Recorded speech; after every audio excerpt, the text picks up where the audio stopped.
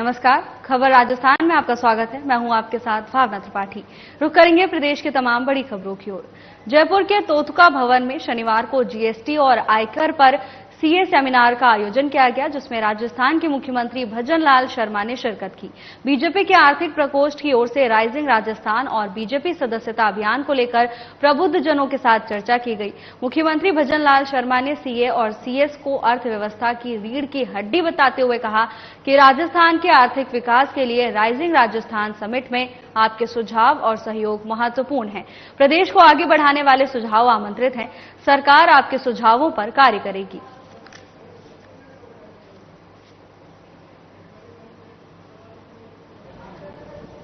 राष्ट्र हित जीएसटी एवं आयकर पर आयोजित इस सेमिनार में मंच पर विराजमान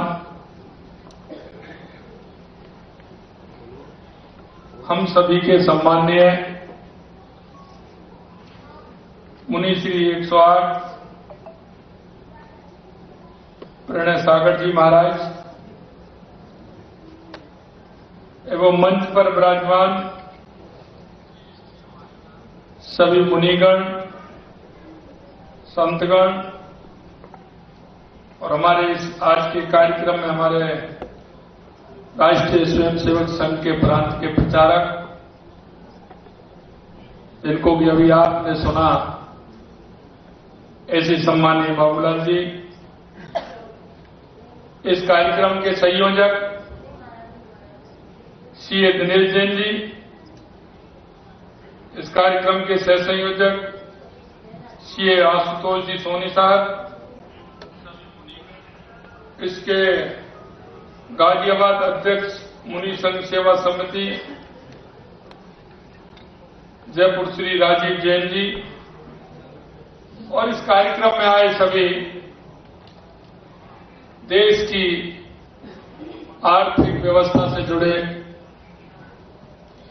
मेरे सभी चार्टर्ड अकाउंटेंट, सभी मेरे भाइयों बहनों, सबसे पहले तो मैं आप सभी का वंदन करता हूं, आप सभी का अभिनंदन करता हूं।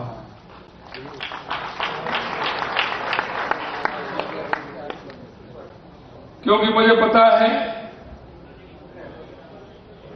मंच पर आज विराजमान महाराज जी की उपस्थिति में सम्मानीय चार्टर्ड अकाउंटेंट, सभागार में उपस्थित सभी, आपने एक सेमिनार की है और इस सेमिनार के चर्चा के विषय जो रहे होंगे वो देश को और प्रदेश को आर्थिक मजबूती करना और हमारे क्लाइंट को भी किस तरह से मजबूत कर सकते हैं, आपने इन विषयों पर अपने विचार व्यक्त किए होंगे। अभी कह रहे थे कि हम बात करते हैं हमेशा हमारे क्लाइंट के फायदे की।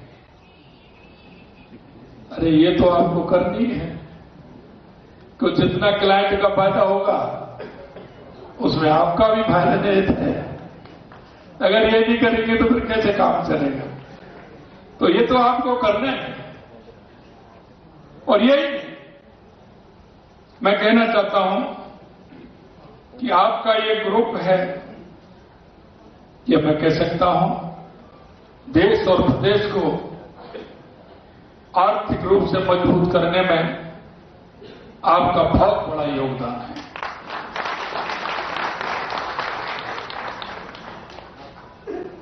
आप सभी राजस्थान की आर्थिक और सामाजिक प्रगति में महत्वपूर्ण भूमिका निभा रहे हैं। आपका कार्य केवल संख्याओं को संभालना नहीं है, बल्कि राष्ट्र निर्माण का एक महत्वपूर्ण अंग है। चार्टर्ड अकाउंट वित्तीय प्रबंधन के विशेषज्ञ होते हैं और आप सभी विभिन्न क्षेत्रों में अपने ज्ञान, आपका अनुभव का उपयोग बहुत होता है। क्योंकि किसी प्रदेश की और देश की उन्नति के लिए उसको आर्थिक रूप से मजबूत होना और मजबूत होने के लिए हर क्षेत्र में बदलते हुए समय में आपका विशेष योगदान बहुत ही महत्वपूर्ण है। वर्तमान में हम कराधान के क्षेत्र में कई महत्वपूर्ण बदलाव लेकर आए हैं। जीएसटी लागू होने के बाद हमने देखा है कि हर कराधान में सुधार हुआ है और आज लगभग 1.3 करोड़ करदाता पंजीकृत हैं। हमें जीएसटी के माध्यम से छोटे व्यवसाय और उद्योगों को सशक्त बनाना है ताकि वे न केवल अपने व्यवसाय को बढ़ा सकें बल्कि देश के विकास में भी योगदान दे सकें। राजस्थान के सीएस ने स्थानीय व्यवसाय और जीएसटी के अनुपालना में बहुत बड़े परिणाम स्वरूप कार्य किए हैं और उनका राजस्व लगभग 30% की वृद्धि उसमें हुई है। आयकर न केवल राजस्व का एक प्रमुख स्रोत होता है बल्कि ये हमारे देश के विकास और कल्याण योजनाओं को समर्थन देने में एक महत्वपूर्ण योगदान भी निभाता है। ये सबसे प्रधानमंत्री श्री नरेंद्र मोदी जी के नेतृत्व में केंद्र सरकार ने कर प्रणाली को सरल और पारदर्शी बनाने का काम किया है। कई महत्वपूर्ण कदम भी उठाए हैं। सरल आयकर रिटर्न फाइलिंग प्रक्रिया, फेसलेस असेसमेंट जैसी पहलों पर करदाताओं के लिए भरना आसान हुआ है। फेसलेस असेसमेंट और अपील की प्रक्रिया आयकर प्रशासन में एक क्रांतिकारी बदलाव भी हुआ है। आज दुनिया में जब हम वित्तीय नीतियों का कराधान पर चर्चा कर रहे हैं, हमें ध्यान योग के माध्यम से मानसिक शांति और एकाग्रता को भी नहीं भूलना चाहिए। ये न केवल हमारे व्यक्तिगत जीवन में बल्कि हमारे पेशेवर जीवन में भी एक महत्वपूर्ण भूमिका निभा सकता है।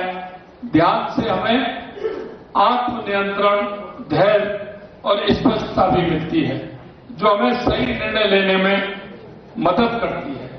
आज मुनि जी द्वारा जो रहम योग एवं अध्यात्म सिखाया जा रहा है उससे न केवल हमारे आत्मविश्वास में वृद्धि हो रही है बल्कि हमारे मानसिक विकास को भी सुदृढ़ कर रहा है। निश्चित रूप से मैं कह सकता हूं कि महाराज जी का आशीर्वाद हम सबको प्रगति की याद दिलाएगा, क्योंकि आज आप देख रहे हैं कि देश की आजादी के बाद देश के अंदर जिस तरह से जो बदलाव होने चाहिए थे निश्चित रूप से उतने नहीं हो पाए। लेकिन मैं कह सकता हूं 2014 के बाद देश के यशस्वी प्रधानमंत्री नरेंद्र मोदी जी के नेतृत्व में आपने बदलाव देखे होंगे, चाहे वो हमारी गरीब कल्याण की योजनाएं हों, चाहे हमारे विकास की योजनाएं हों, चाहे हमारी अन्य योजनाएं हों, जीएसटी में सुधार हो, आर्थिक रूप से मजबूती हो, इन सारे विषयों को लेकर अगर हम चलेंगे तो आपको बहुत बड़ा अंतर मिलेगा। मैं कहना चाहता हूं हमारी राज्य सरकार ने भी, जैसा कि माननीय भाई साहब ने कहा था, क्योंकि हमारे पार्टी के हमारे प्रोधा, पार्टी के हमारे संस्थापक पंडित दीनदयाल उपाध्याय जी कहते हैं कि अंतिम पंक्ति में जो व्यक्ति खड़ा है उस अंतिम पंक्ति में व्यक्ति को लाने के लिए हमें क्या करना चाहिए। मित्रों, आप देखते हैं देश की स्थिति है कि एक तरफ तो खाना खिलाने वालों की लाइन लगी होती है, एक तरफ कभी कभी कहता हूं मैं, आप देखते हैं मैरिज गार्डन में जाते हैं, कहीं भी जाते हैं, शादियां होती हैं, जितना खाना काम में नहीं आता है उतना खराब होता है। लेकिन एक तरफ देखते हैं कि उनको पूरा खाना भी नहीं मिल पाता है। हमें इसमें सोचना होगा, देखना होगा। पंडित दीनदयाल उपाध्याय के वो अंतिम पंक्ति में जो व्यक्ति खड़ा है, अंत्योदय की परिभाषा को हमने जानना होगा। जो अंतिम पंक्ति में व्यक्ति खड़ा है वो किस तरह से देश में आगे आ सकता है, क्योंकि पंडित दीनदयाल उपाध्याय ने एकात्म मानववाद की परिकल्पना की है। अगर हमारे शरीर का कोई भी अंग खराब होता है तो हमारा नींद हराम हो जाती है। अगर हमारी उंगली में कांटा लगता है, पैर में कांटा लगता है, कहीं कोई घाव होता है तो शरीर बेचैन हो जाता है। इसी तरह से मैं कहना चाहता हूं कि हमारा देश सबको साथ, सबका विकास, सबका विश्वास, सबके प्रयास के आधार पर चलना चाहिए। और अब देश के यशस्वी प्रधानमंत्री नरेंद्र मोदी जी का जो नारा है, सबका साथ, सबका विकास, सबका विश्वास, सबका प्रयास के आधार पर हम चलते हैं।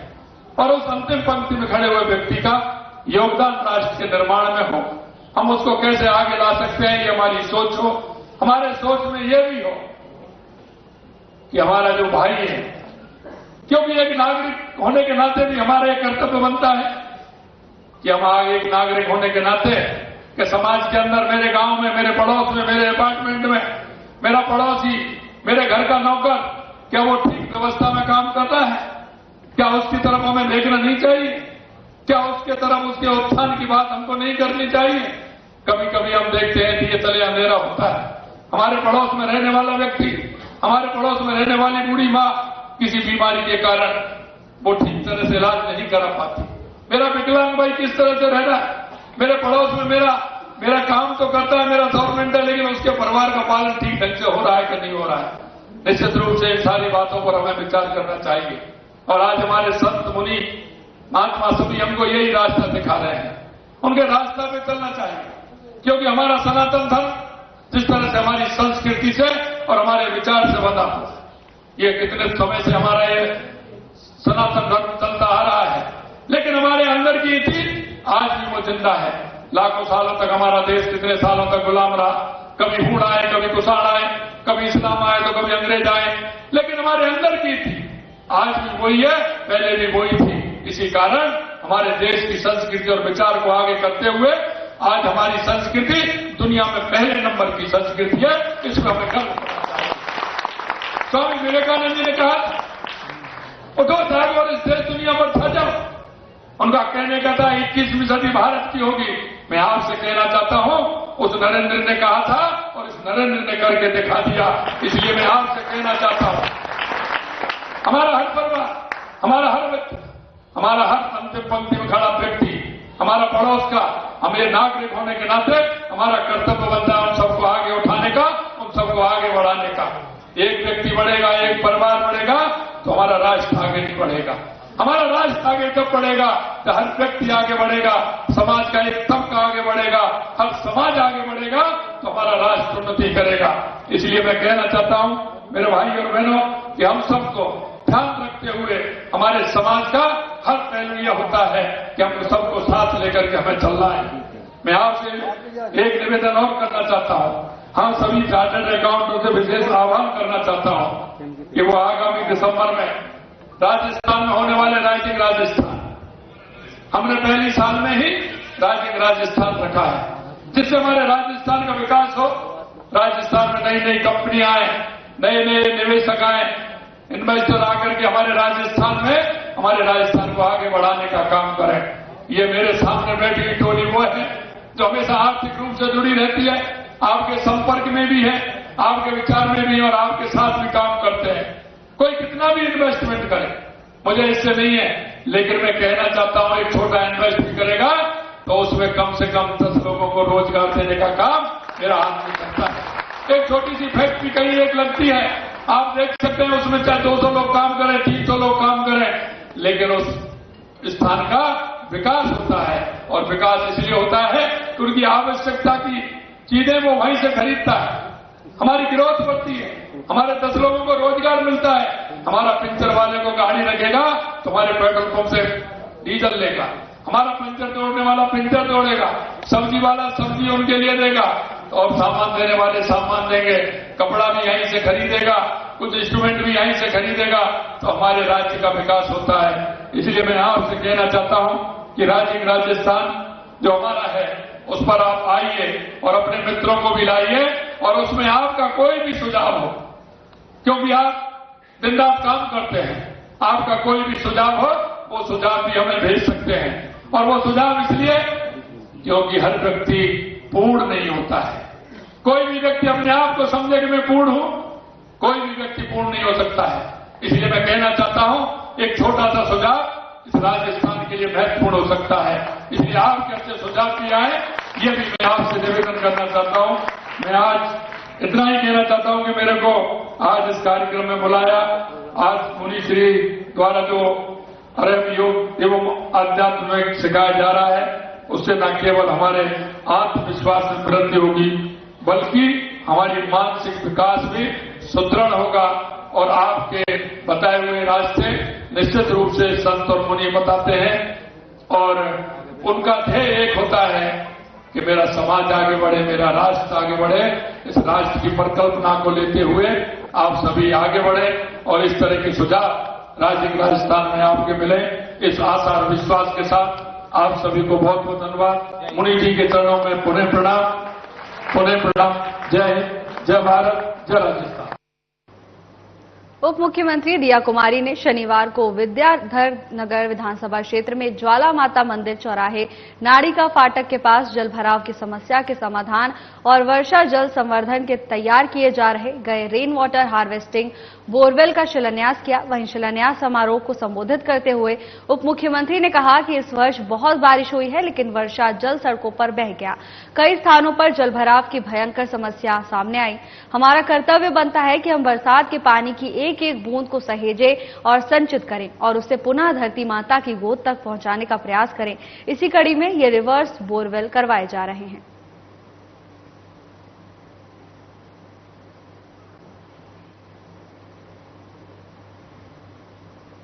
राजस्थान फुटबॉल संघ के तत्वाधान में जयपुर के विद्याधर नगर स्टेडियम स्थित फुटबॉल मैदान में रविवार यानी आज से राजमाता जीजाबाई राष्ट्रीय महिला फुटबॉल प्रतियोगिता का आगाज हो रहा है। राजस्थान फुटबॉल संघ के सचिव दिलीप सिंह शेखावत और महिला विंग की चेयरमैन रोशनी टाक ने मैदान में प्रतियोगिता की तैयारियों का जायजा लिया। शेखावत ने बताया कि AIFF के निर्देश पर आयोजित होने वाली राष्ट्रीय प्रतियोगिता के 2 ग्रुपों के कुल 12 मैच जयपुर में होंगे, जिसमें मेजबान राजस्थान सहित पंजाब, छत्तीसगढ़, उत्तराखंड, दिल्ली, महाराष्ट्र, पुडुचेरी, अंडमान निकोबार की महिलाएं टीमें हिस्सा लेंगी। वहीं रोशनी टाक ने बताया कि 6 अक्टूबर से 17 अक्टूबर तक चलने वाली प्रतियोगिता का उद्घाटन प्रदेश के उप मुख्यमंत्री दिया कुमारी रविवार को 3:30 बजे मेजबान राजस्थान और छत्तीसगढ़ के मैच से करेंगी।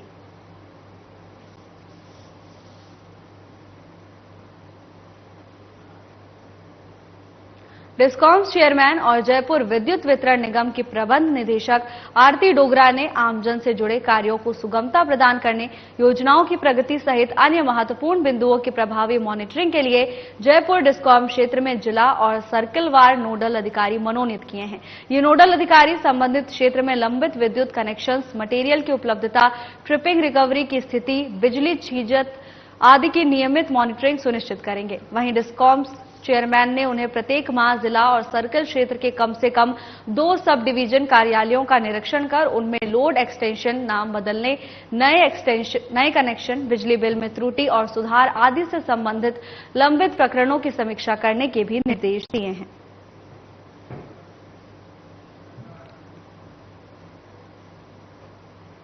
प्रदेश में आयुष्मान भारत डिजिटल मिशन के प्रभावी क्रियान्वयन की दृष्टि से प्रदेश में लगातार प्रशिक्षण कार्यक्रमों का आयोजन किया जा रहा है। इसी कड़ी में राष्ट्रीय स्वास्थ्य मिशन की IT सेल की ओर से EHCC अस्पताल में वर्कशॉप का आयोजन किया गया। वर्कशॉप में अस्पताल की सेवाओं को और अधिक सुगम, प्रभावी और रोगी केंद्रित बनाने की दिशा में आवश्यक प्रशिक्षण दिया गया। वर्कशॉप के दौरान HPR निर्माण के लाभ को समझाते हुए सभी कार्यरत डॉक्टर्स और नर्सिंग कर्मियों के हेल्थ केयर प्रोफेशनल्स रजिस्ट्रेशन करवाए गए। इस दौरान अस्पताल के चिकित्सा अधीक्षक ने कहा कि हम इस डिजिटल परिवर्तन का हिस्सा बनने के लिए उत्साहित हैं। इससे न केवल हमारी संचालन क्षमता में सुधार होगा, बल्कि मरीजों को भी सुगमतापूर्वक स्वास्थ्य सेवाएं मिल सकेंगी।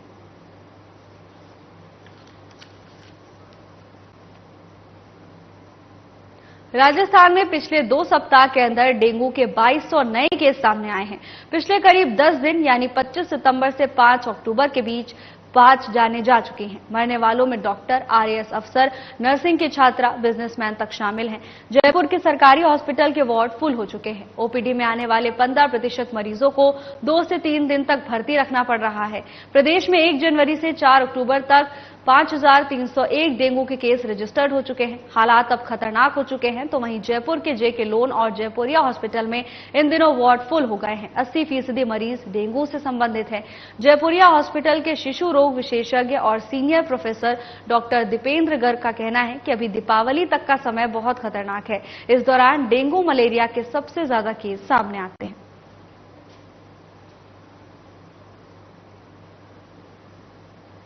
सुमेरपुर नगर के भैरू चौक, जाखा माता सहित नगर के कई जगहों पर डांडिया का कार्यक्रम आयोजित किया जा रहा है।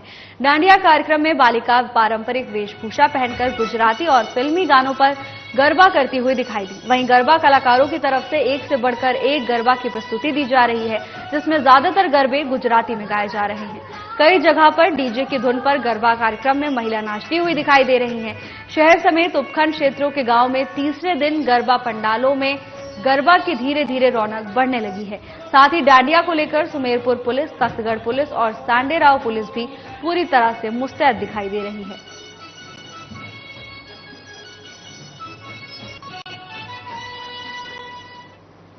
खबर टोंक से है, जहां दूनी तहसील कस्बे के प्राचीन और ऐतिहासिक दुड़जा माता मंदिर में शारदीय नवरात्रि के उपलक्ष्य में सूरापान करने वाली देवी के दरबार में श्रद्धा का सैलाब उमड़ रहा है।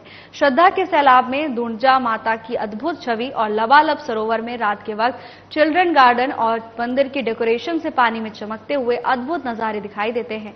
माता के मंदिर में देश प्रदेश के श्रद्धालुओं की आस्था, श्रद्धा और विश्वास का प्रतीक है। यहाँ 12 महीने श्रद्धालुओं का सैलाब उमड़ता है। सरोवर किनारे प्राचीन दुड़ंजा माता मंदिर का इतिहास महर्षि द्रोणाचार्य की साधना तपोबल से जुड़ा हुआ है। मंदिर का इतिहास करीब 900 साल से अधिक पुराना है। मंदिर में 4 फीट की दुड़ंजा माता की प्रतिमा स्थापित है। यहाँ पर रंग बिरंगी पोशाकों से माता रानी का आकर्षक श्रृंगार किया जाता है।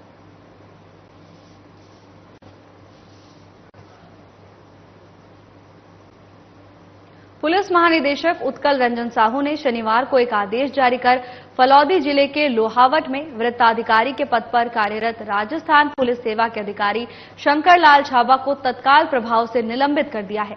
डीजीपी साहू ने बताया कि छाबा के विरुद्ध एक विभागीय जांच प्रस्तावित होने के संदर्भ में ये कार्रवाई की गई है। निलंबन के दौरान उनका मुख्यालय पुलिस हेडक्वार्टर्स जयपुर ही रहेगा।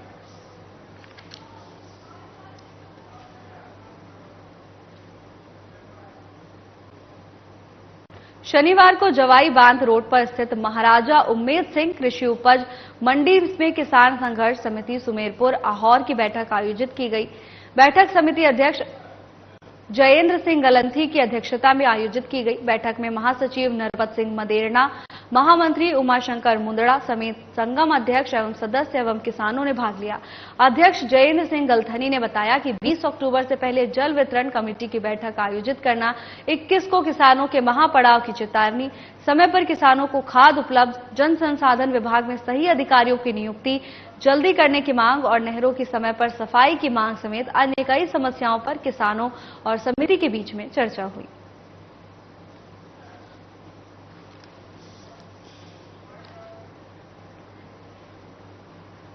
फिलहाल के लिए बस इतना ही। जल्द हाजिर होंगे नई अपडेट्स के साथ। नमस्कार।